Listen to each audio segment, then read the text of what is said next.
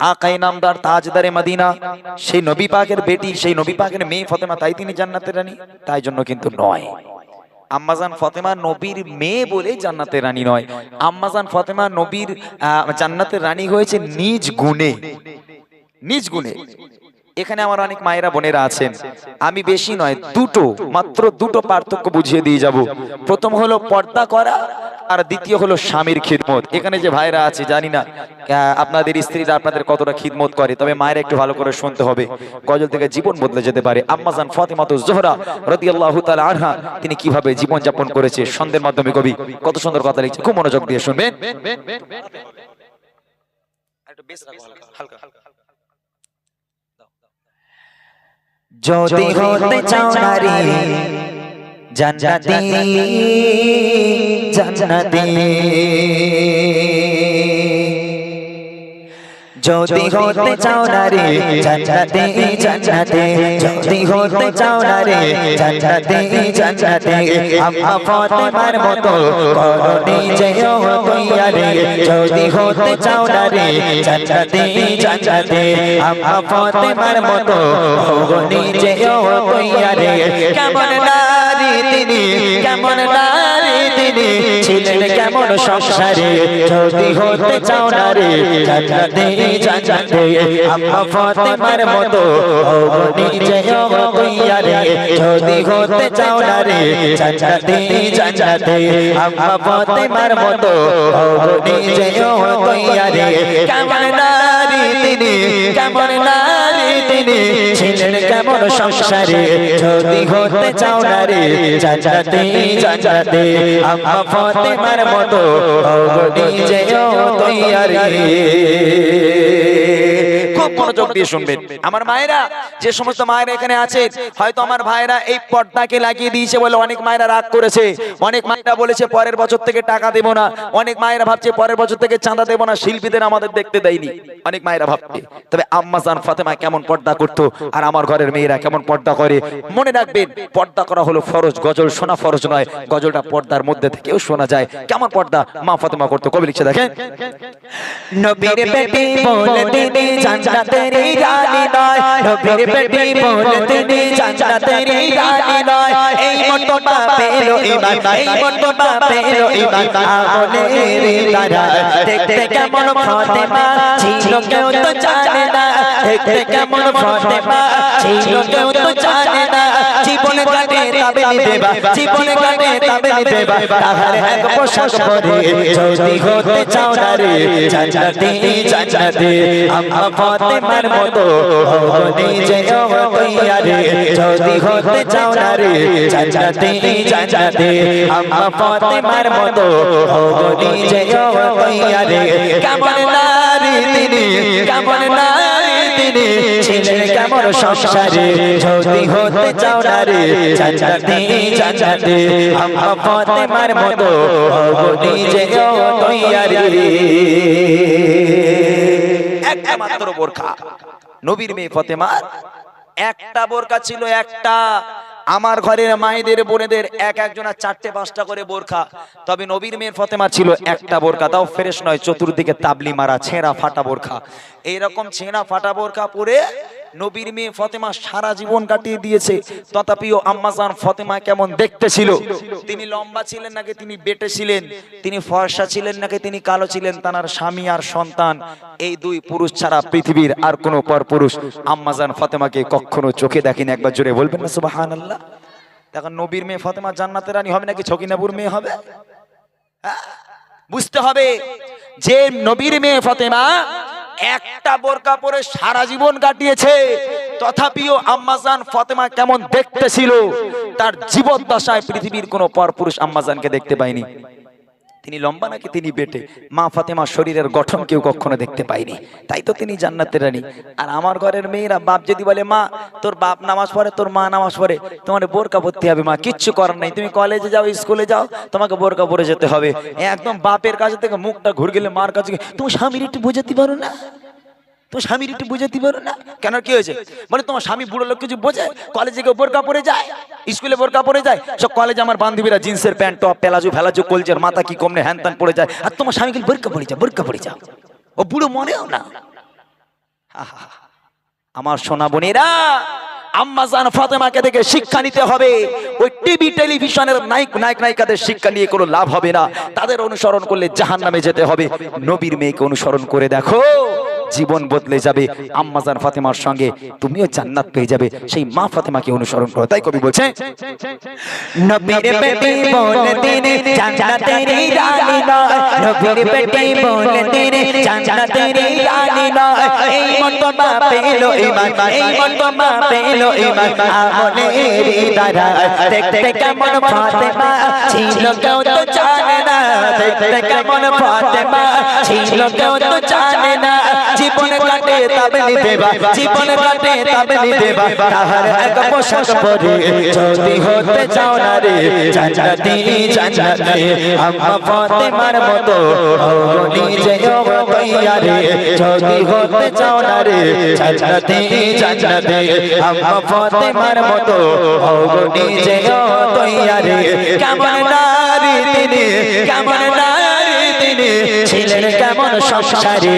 যদি হতে চাও না রে জান্নাতি জান্নাতি, আম্মা ফাতেমার মতো হও নিজেও তৈয়ারে। প্রথম নম্বর গেল বোরখা। এইবার দ্বিতীয় নম্বর স্বামীর খিদমত। এখানে আমার যে ভাইরা বিয়ে করেছে, কম বেশি সবাই বিয়ে হয়েছে মোটামুটি।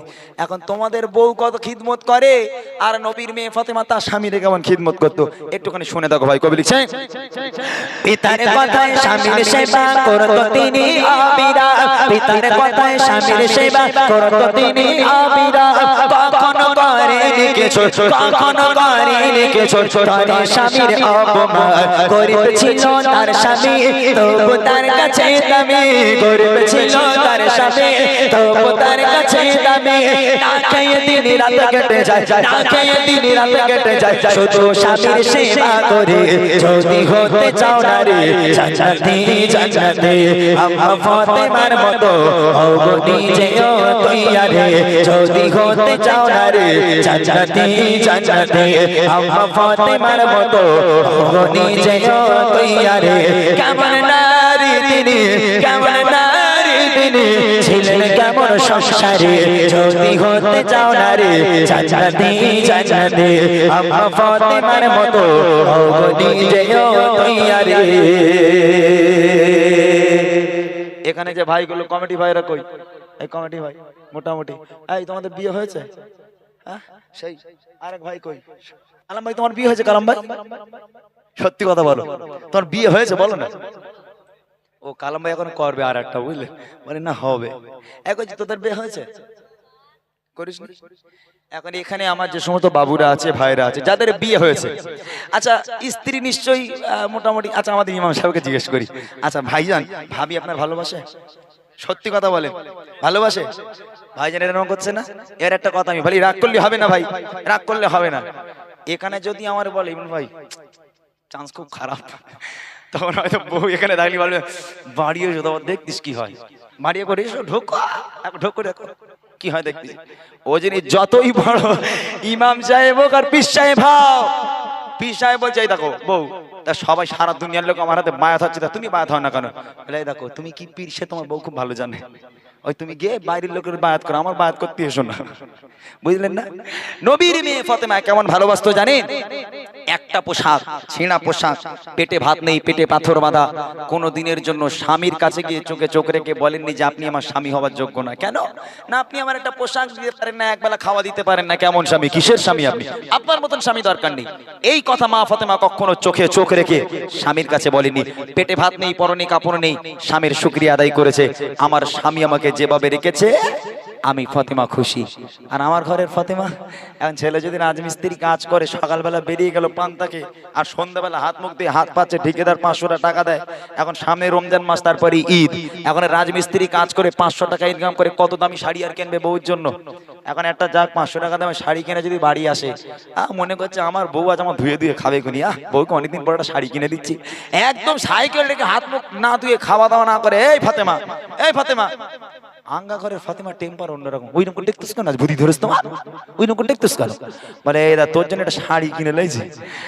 তখন বউ একটু খুশি হয়, বলে যাক আমার গিফটে স্বামী শাড়ি এনেছে, মানে স্ত্রীদের গিফট করলে স্ত্রীরা খুশি হয়। তা দাও দেখি কেমন শাড়ি কিনেছো।